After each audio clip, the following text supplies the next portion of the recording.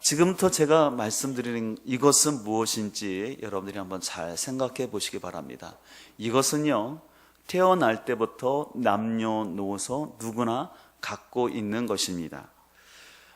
이것은요, 인디언들은 이렇게 표현했어요. 어린 시절에는요, 삼각형 모양으로 되어 있다라고 말했습니다.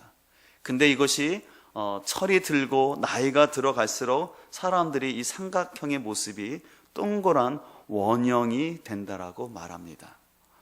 세 번째로 이거에 대해서 톨스토이는 신의 음성이라고 말했습니다. 여러분, 이것이 무엇일까요?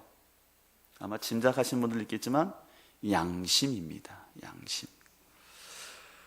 우리는 이런 말을 가끔 듣죠. 양심선언, 양심수, 아니면 양심의 가책을 느낀다, 아니면 양심의 때가 끼었다, 또 안 좋게는 참 양심이 없는 사람이다라는 표현을 우리가 자주 씁니다.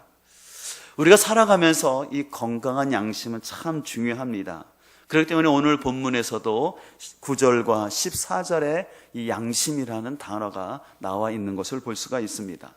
이 한자로 양심을 보면요, 착할 양자에다가 마음심이 돼 있어요. 다시 말해서 시켜서 착한 마음씨가 한자로 양심이라고 합니다.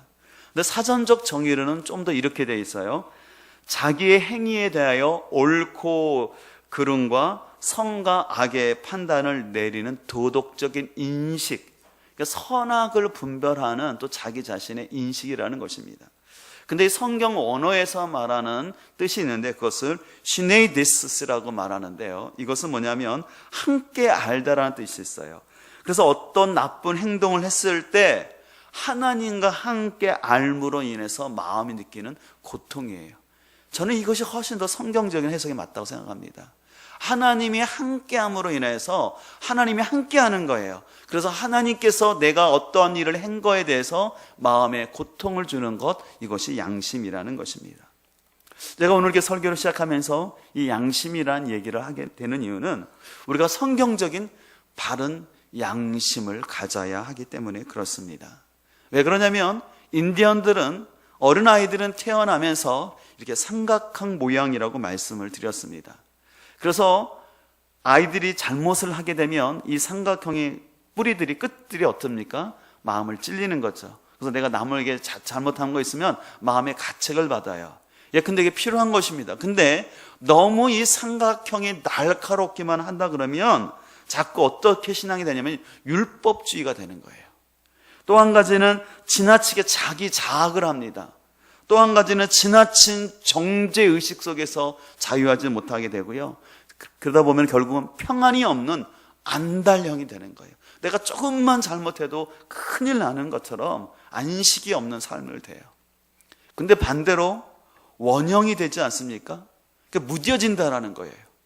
우리가 나이 들면서 많이 양심이 무뎌지는 걸 느끼지 않습니까? 그렇게 되면 어떤 사게 되냐면 이 양심이 너무 무뎌지게 되면 이건 도덕 폐기론자처럼 살면서 모렴치한 이기주의가 되는 거예요. 그러니까 염치라는 걸 없는 거예요. 그러니까 죄책감도 못 넣는 거예요.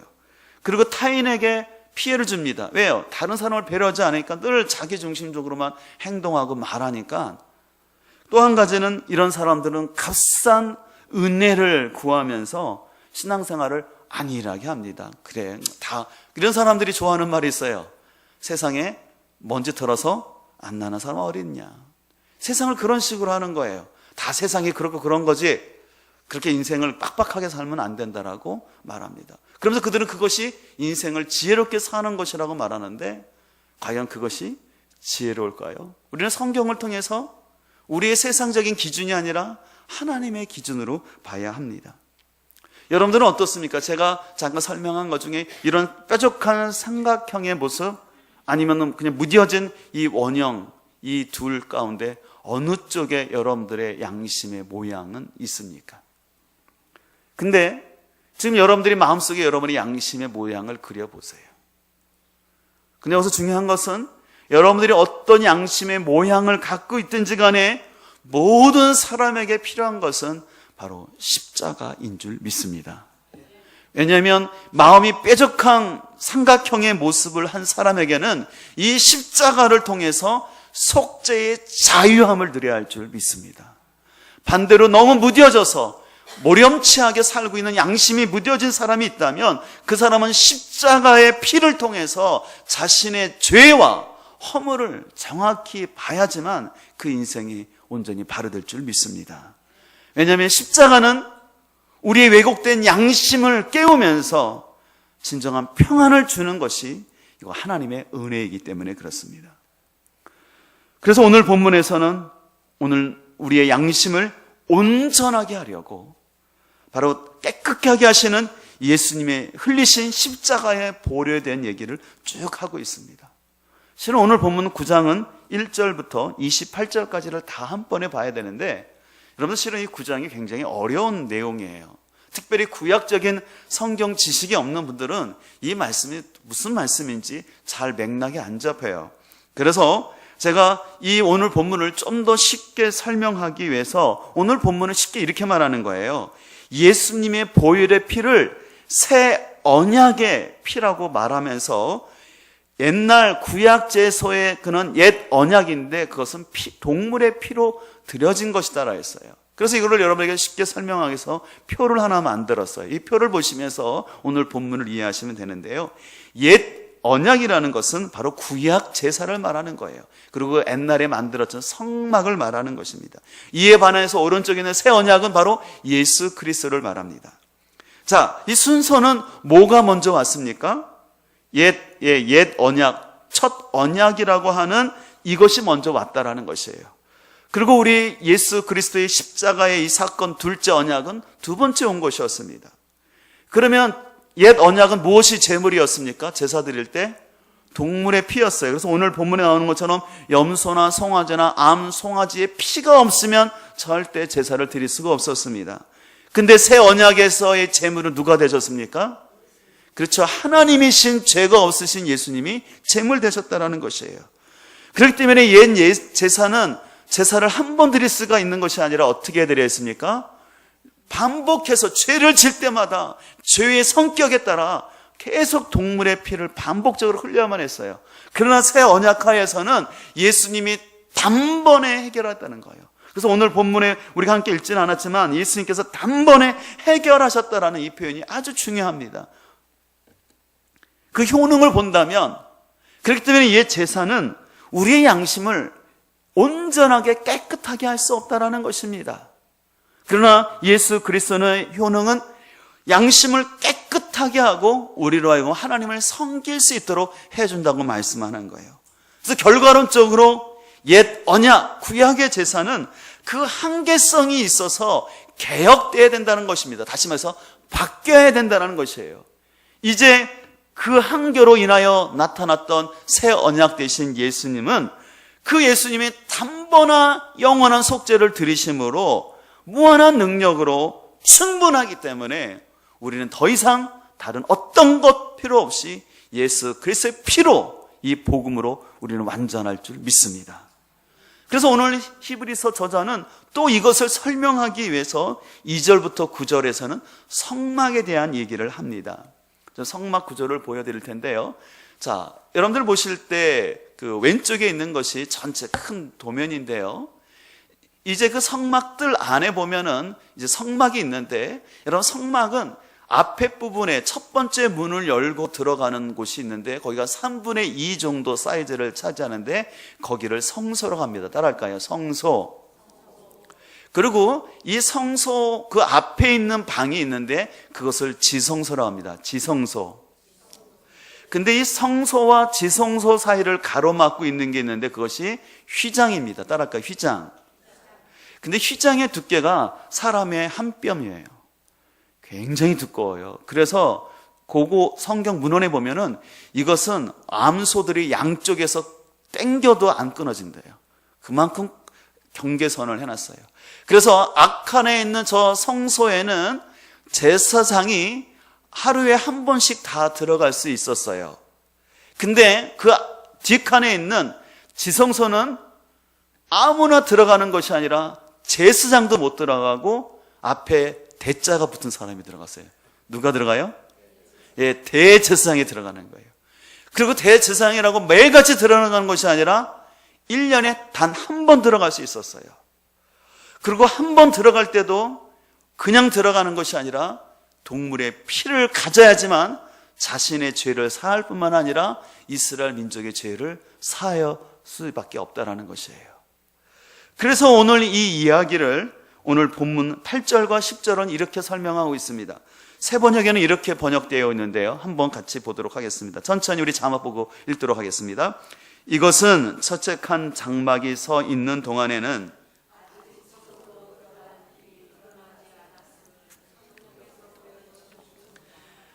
이 장막은 현 시대를 상징합니다. 그 장막 제의에 따라 예물과 제사를 드리지만 그것이 의식 집례자의 양심을 완전하게 해주지는 못합니다. 이런 것은 다만 먹는 것과 마시는 것과 여러 가지 씻는 예식과 관련된 것이고 개혁의 때까지 육체를 위하여 부과된 개혁의 때까지라는 거예요. 이것은 바로 예수님의 이 십자가 사건이 이루어지기 전까지 한시적으로 우리가 일생생활에 필요한 규칙들로 많이 있다라는 것이에요. 그래서 이것은 우리의 양심을 온전하게 깨끗하게 할 수 없다라는 것이에요. 근데 이런 것도 함부로 들어가는 것이 아니라 1년에 한 번만 들어갔다는 것입니다. 그래서 11절과 12절은 또 이렇게 설명합니다. 11절을 보면 이렇게 되어 있습니다. 같이 읽습니다. 그러나 그리스도께서는 이미 이루어진 좋은 일을 주관하시는 대제사장으로 오셔서 손으로 만들지 않은, 다시 말하면 이 피조물에 속하지 않은 더 크고 더 완전한 뭐를요? 장막, 바로 예수님 자신을 말씀하시죠. 오직 한 번 지성소에 들어가셔서 염소나 송아지의 피로서가 아니라 자기의 피로서 우리에게 어떤 구원을 이루셨습니까? 영원한 구원을 이루어준 줄 믿습니다. 내가 잘할 때만 구원 주시는 것이 아니라 우리에게 영원한 구원 주신 거예요. 그래서 우리가 한번 이 구원받은 것은 결코 잃을 수 없는 것이에요. 내 행위가 아니라 예수님이 완전한 속죄를 드셨기 때문에 우리의 구원은 완전한 줄 믿습니다. 그래서 아까 말씀드린 것처럼 구약의 제사장은 1년에 한 번 겨우 동물의 피를 가지고 조심스럽게 들어갔지만 예수님은 자신의 피를 통하여 단번에 자신 있게 들어감으로 인하여 우리 인류가 해결하지 못했던 우리의 모든 죄를 해결하여 준 줄 믿습니다. 그래서 오늘 14절 15절은 또 이렇게 말합니다. 하물며 영원한 성령을 힘입어 자기 몸을 흠없는 제물로 삼아 하나님께 바치신 그리스도의 피야말로 더욱더 우리들의 양심을 어떻게 한다고 그럽니까? 깨끗게 한다는 거예요. 우리로 하여금 죽은 행실에서 떠나서 살아계신 하나님을 섬기게 하지 않겠습니까? 이 말은 뭐예요? 섬길 수 있다라는 거예요. 그러면서 15절, 그러므로 그리스도는 새 언약의 중재자이십니다. 그는 첫 번째 언약 아래에서, 그 구약의 언약이에요. 구약의 율법 아래에서 저지른 범죄에서 사람들을 구속하기 위하여 죽으심으로써 부르심을 받은 사람들로 하여금 약속된 영원한 유업을 차지하게 하셨습니다. 아멘. 오늘 예수님의 보혈은 두 가지 기능을 한다고 말씀하고 있습니다. 하나는 우리의 양심을 깨끗하게 함으로 인하여 우리가 하나님을 섬기게 한다는 거예요. 여기서 하나님을 섬긴다는 것은 마음껏 하나님을 예배할 수 있다는 것이에요. 그런 의미에서 예배는요, 구원받은 자만이 드리는 축복인 줄 믿습니다. 저는 그런 의미에서 구도자 예배라는 표현을 안 좋아해요. 아니, 예수님을 믿지 않고 구원받지 못한 사람이 어떻게 예배자가 됩니까? 그건 말이 안 돼요. 그냥 전도를 위해서 사람들을 초청할 수 있는 집회는 될 수는 있지만 구도자 예배라는 것은 제가 볼 때 신학적으로 말이 안 되는 거예요. 예배는 예수 그리스도의 십자가를 통과하여서 구원받은 사람만이, 그 양심이 깨끗해진 사람만이 하나님께 드리는 축복인 줄 믿습니다. 그런 의미에서 여러분, 이 시간 예배 드리는 여러분들은 진짜 하나님의 큰 은혜를 받은 사람들인 줄 믿습니다. 오늘 두 번째로 이 새 보혈의 피가 하는 역할이 있는데 그것은 새 언약의 중재자가 되신다라는 것이에요. 그래서 우리도 하여금 영원한 유업을 주셨다고 말씀하고 있어요. 이 영원한 유업이 굉장히 추선적인 단어로 들리는데 쉽게 말해서 이 영원한 유업이라는 것은요, 구원받은 우리들이 하나님과의 친밀성을 누리면서 하나님의 백성 되어서 이 땅 가운데 거룩한 삶을 사는 것, 이게 영원한 유업인 줄 믿습니다. 우리는 유업하니까 흔히 무슨 생각하냐면 유산 같은 것, 물려받는 걸 생각해요. 근데 하나님은 우리에게 돈을 물려주시는 것이 아니라 우리를 하나님의 백성으로 삼아주시고 거룩한 삶을 살게 하는 이 유업 주신 줄 믿습니다. 여러분이 거룩이 아무에게 요구하시는 게 아니에요. 저 길 가는 누구에게, 아니면 죄송하지만 학교에서 윤리를 강의하는 교수님에게, 학교 윤리 선생님들에게 거룩을 요구하지 않아요. 하나님이 이 거룩을 누구에게 주셨냐면 예수 그리스도의 피로 인하여 구원받은 우리에게 요구하시는 것인 줄 믿습니다. 그럼 여러분, 거룩이라는 건 부담이 아니라 축복인 거예요. 말씀드렸잖아요. 길 가는 사람에게 하나님 거룩 요구하지 않아요. 대통령에게 거룩 요구하지 않으세요. 오직 구원 받은 사람에게 이 거룩을 요구하셔서 우리의 삶 속에 거룩을 통해서 하나님 나라에 동참하도록, 하나님을 닮아가도록 이 축복을 주신 줄 믿습니다.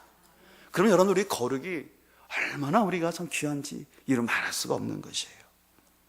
정리한다면 오늘 예수님의 보혈로 인해서 우리는 하나님 우리를 진정한 예배자가 되게 하고, 그 예배를 통해서 우리는 진정한 거룩하신 하나님의 임재를 경험하고 천국을 경험하게 될 줄 믿습니다. 그래서 제가 늘 우리 목회 가운데 제가 우리 교회 예배에 대해서 특을 강조하고 집중하는 이유가, 이 예배에는 우리의 신학이 담겨져 있는 거예요. 예배하기 위해서는 십자가를 통과해야 되는 거예요. 십자가의 복음의 은혜가 알아야지 예배자가 되는 거죠. 십자가를 모르는 사람은요, 그냥 예배당에 그냥 오와 앉아 있는 거예요.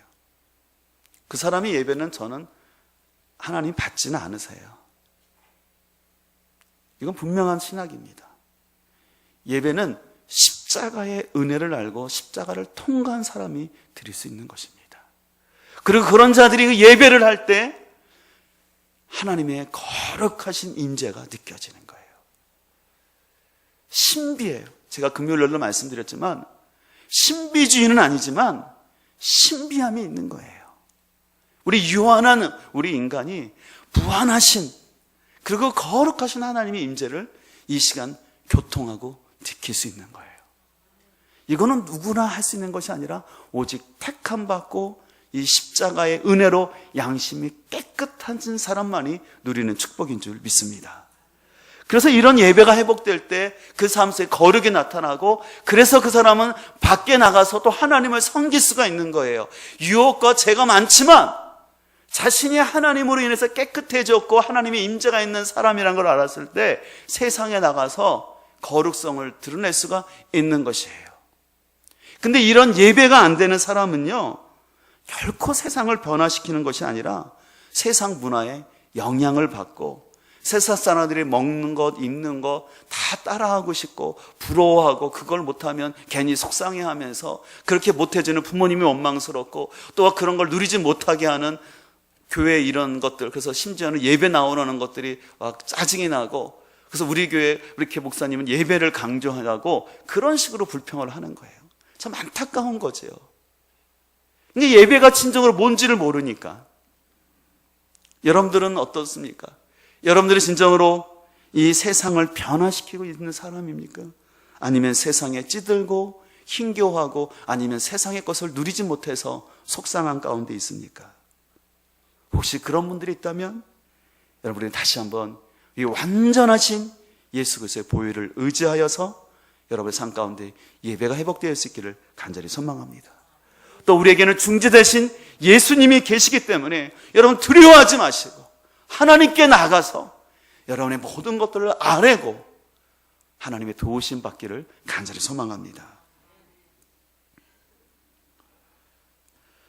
톨스토이는 이런 말을 했습니다. 양심이란 모든 사람 속에 살고 있는 영적 존재에 대한, 다시 말해서 하나님에 대한 인식이라고 말했습니다. 양심은 이러한 인식인 경우에만 인간 생활에 충실한 인도자, 안내자가 된다는 것입니다. 하지만 사람들은 이 영적 존재에 대한 인식을 양심이라 생각하지 아니하고 주위 사람들이 나쁘다든가 좋다든가 하는 생각을 양심이라고 생각하기 쉽다. 너무 정확한 표현인 거예요. 여러분, 세상 사람들도 양심 얘기하지 않습니까? 아까도 말한 것처럼 양심에 때가 묻으면 안 된다. 사람이 양심이 있어야지 양심의 가책을 느낀다는 식으로 표현해요. 근데 그것은 단순히 인간적인 관점에서 나쁘다, 좋다를 표현할 뿐이에요. 근데 진정한 양심이라는 것은 뭐냐면 하나님을 인식할 수 있는 것이에요. 그래서 하나님이 자기 안에 있음으로 인하여서 하나님이 나의 삶 가운데 선과 악을 분별하면서 내가 어떤 길을 선택하며 가야 할지 인도하는 게 양심이라는 것이에요. 그래서 스탠 보리는 이런 말을 했습니다. 스웨덴 보리는 양심은 인간 속에 있는 신의 출현이다. 너무 귀한 말이죠. 양심은 인간 속에 있는 신의 출현이라는 거예요. 그러니까 하나님이 함께 하셔서 우리를 이끌어 주신다는 것이에요. 또 바이런은 이런 말을 했습니다. 인간의 양심은 하나님의 스피커라는 거예요. 여러분, 이 스피커가 있어서 여러분들의 소리가 크게 들리지 않습니까? 그 마찬가지로 거듭난 성도들의 양심은 하나님의 스피커가 되어서 여러분의 삶 가운데 하나님의 음성을 들려줄 줄 믿습니다. 그래서 양심이 살아있는 사람은요, 이 예배 시간에 선포되는 말씀을 통해서 하나님의 임재를 경험하고 하나님의 음성을 들을 수가 있는 것이에요. 그것이 참 복된 것인지를 우리가 깨닫기를 소망합니다. 여러분들, 직업훈련소에 처음 훈련 받으러 온 사람의 손을 보게 되면요, 무척 매끄럽고 부드러워요. 근데 차츰 일을 배우다 보면은 손이 거칠어지고 굳어지고 딱딱해집니다. 그러면 민감성이 없어져요. 근데 이것이요, 우리의 죄와 많이 연관성이 있는데요, 사람이 악한 일에 길들여지지 않을 때는요, 조그만 죄에도 민감하고 부드러운 죄가 들어온다 할지라도 그것을 빨리 캐치해낼 수 있어요. 근데 자꾸 양심이 무뎌지고 도덕적으로 윤리적으로 자꾸 타락하게 되면요, 거기에 익숙해져 가지고 아까 말한 것처럼 세상이 다 그렇고 그런 거지, 그러면서 그 마음이 무뎌져서 죄에 대해서 민감성이 없어지는 것을 볼 수가 있어요. 그래서 사람들은 이런 자신의 양심의 문제를 해결하기 위해서 이 양심의 부끄러움과 불편함을 해결하기 위해서 어떤 심리학적인 도움을 받거나 어떤 마음을 수련하고 마음을 훈련하는 것들을 하는 경우도 있습니다. 저 같은 경우는 목회 상담학을 전공한 입장에서 심리학이 나쁘지 않습니다. 도움이 많이 돼요. 그러나 한계가 있다는 것이에요. 일정 부분의 어떤 심리적인 것들, 또 자존감을 향상시키는 그런 것들이 도움은 되지만 그것은 우리의 근본적인 문제를 해결할 수 없고 또 다른 문제가 또 나타날 수밖에 없어요. 그래서 이런 여러분들이 실은 상담 받으려면요, 돈이 많아야 돼요. 유럽 같은 경우는, 미국 같은 경우는 누가 내가 상담 받으러 간다 얘기하는 것은요, 굉장히 자랑스럽게 얘기하는 거예요. 우리나라는 내가 상담 받으러 가 그러면 좀 뭔가 부정적으로 생각하잖아요. 근데 외국에서는 나 상담 받으러 가 그러면 저 사람은 최소한 중산층 이상이구나. 왜 그런지 아세요? 상담비가 해당 기본 10만 원, $100예요. 여러분들, 미국에서 $100는 굉장히 큰 돈이에요. 우리나라는 또 마찬가지지만 한 번 갈 때마다 상담자 만날 때마다. 근데 상담이라는 게요, 한 번 받아도 들리지 않아요. 보통 기본이 10회, 그래서 100만 원이고요. 그리고 정신과 상담 받게 되면 한 2년 정도를 받아야 돼요. 그리고 2년 받은 다음에도 또 계속 가는 거예요. 그러니까 돈이 많이 들어요. 근데 어쨌든 이런 상담이 일시적으로 도움은 되지만 근본적인 해결이 안 되기 때문에 사람들이 또 문제가 생기면 또 상담가를 찾아가고, 또 때로는 그걸로 안 되기 때문에 또 때로는 약물의 도움을 받기도 합니다. 여러분, 약물 도움 받는 걸 절대 죄스럽게 생각하지 마십시오. 약물의 도움 받는 거 필요합니다. 적절한 의사를 통해서. 근데 지금 제가 말하고자 하는 것은 뭐냐면, 우리가 이런 상담을 통해서 어떤 부분에서 도움은 받을 수 있지만 그 상담이나 여러분들의 마음을 수련해서 여러분들의 자존감을 높이는 훈련을 한다고 해서 우리의 양심을 깨끗게 할 수 없다는 것이에요. 여러분, 그런 의미에서 죄책감과 수치심을 잘 구분을 해야 돼요. 먼저 죄책감이라는 것은 뭐냐면요, 기본적으로는 자신이 설정한 어떤 기준이나 목표에 범하는 행동들을 했거나 다른 사람들에게 상처 주는 언행을 함으로 인해서 또 법을 어김으로 느끼는 개인적인 고통, 이 감정이 죄책감이라는 거예요. 그래서 이 죄책감이 필요한 겁니다. 왜냐하면 이런 건전한 죄책감이 있어야지만 그 사람의 양심이 제대로 기능을 발휘하고 있다는 것이에요. 여러분들 신호등이 꺼져 있다고 생각해 보세요. 신호등이 꺼져 있으면 어떻습니까? 여러 사람이 어떻게 해요? 교통사고 나타나잖아요. 근데 양심이 신호등처럼 꺼져 있는 사람은 수없이 교통사고를 유발해서 여러 관계들이 안 좋게 돼요. 근데 양심이 제대로 켜진 사람은 내가 무엇을 잘못했는지 빨간불로 튀어서 그 선 넘으면 안 되라고 정확히 하고, 또 내가 파란 길을 갈 수 있도록 해야 되고, 내가 주황색 불에서 어떻게 행동해야 할지를 잘 비춰주는 그 역할을 죄책감이라는 게 하는 거예요. 그래서 건전한 죄책감이 필요합니다. 그래야지만 이 건전한 죄책감이 있을 때 내가 잘못한 걸 느끼고, 내가 이렇게 하면 안 되겠다, 또 내가 저 사람한테 저렇게 대해야 되겠다 하면서 다른 사람의 관계를 발전시킬 수 있는 거예요. 이에 반해서 수치심이라는 것은요, 그냥 자기 자신은 결점투성이고, 나 같은 사람 형편없는 사람이고, 나는 부적합이고, 나는 실패한 인생이라고 그냥 그런 것들을 느낄 때마다 마음속에 고통이 오는 거예요. 그래서 여러분, 그래서 죄책감이라는 것은 내가 어떤 행동으로 인하여 나타나는 거예요. 그건 필요한 거예요. 근데 수치심은요, 행동이 없음에도 불구하고 자기 자신에 대해서 나는 실패작이야, 나는 안 돼. 그래서 이런 수치심이 있는 사람은 어떻게 매사에 하냐면 자신감이 없고 경우에 안 맞는 언행을 하면서 늘 자기 자신을 부끄럽게 쉐임 속에서 늘 생각하는 거예요. 또 그러면서 이 수동 공격성이 나타나서 늘 자신을 부끄럽게만 생각하는 것이 아니라 그 공격성이 잘못된 공격성으로 나타나서 화를 낼 때 제대로 화를 내야 되는데 그것이 아니라 엉뚱하게 화를 낸다거나 경우에 맞지 않게 분노가 표출됨으로 인해서 주변 사람들을 당혹해 하는 거예요. 그것이 뭐냐면 잘못된 수치감 가운데 있는 것이에요. 근데 더 중요한 것은 여러분들이 죄책감을 갖고 있든지 아니면 수치심을 가지고 있든지 간에 이것을 해결할 수 있는 것은 오직 예수 그리스도의 보혈뿐입니다. 우리의 죄책감과 수치심은요, 어떤 세탁기에 넣고 좋은 세제를 풀어놓고 돌린다고 해서 해결되는 것이 아니라, 여러분들 찢은 때를 벗기기 위해서 좋은 세제를 넣으면 하얗게 된다고 광고하지만 우리의 죄는 절대 그럴 수 없고 예수 그리스도의 보혈의 피가 진정으로 흘려져야지만 그 영혼을 자유케 할 줄 믿습니다. 왜냐하면 예수님의 보혈의 피는 하나님의 모든 마음과 모든 계획과 모든 투자가 이루어진 가장 값진 은혜이기 때문에 이 예수 그리스도의 보혈이야말로 우리를 진정으로 자유케 할 줄 믿습니다. 바라옵기는 오늘 이 말씀을 통해서 여러분들이 진정한 양심의 자유함을 얻기를 간절히 소망합니다. 오늘 우리가 읽지는 않았지만 27절을 한번 보도록 하겠습니다. 이렇게 말하고 있습니다. 한 번 죽는 것은 사람에게 정해진 것이요 그 후에는 뭐가 있다고 말했습니까? 심판이 있다는 겁니다. 이와 같이 그리스도도 많은 사람의 죄를 담당하시려고 단번에 들으신 바 되셨고 구원에 이르게 하기 위하여 죄와 상관없이 자기를 바라는 자들에게 두 번째 나타내시리라. 바로 재림의 소망을 갖고 있는 우리들에게 예수님 다시 오시고 우리를 승리케 하실 것을 말씀하고 있습니다. 그렇기 때문에 오늘 우리가 붙잡고 나가야 될 것은 여러분의 의도 아니고 마음 수련도 아니고 심리학적 도움이 아니라 예수 그리스도의 십자가만을 붙들고 나아갈 수 있기를 간절히 소망합니다. 그래서 이 6월절 어린 양의 이 귀한 은혜가 여러분께 넘치길 소망합니다.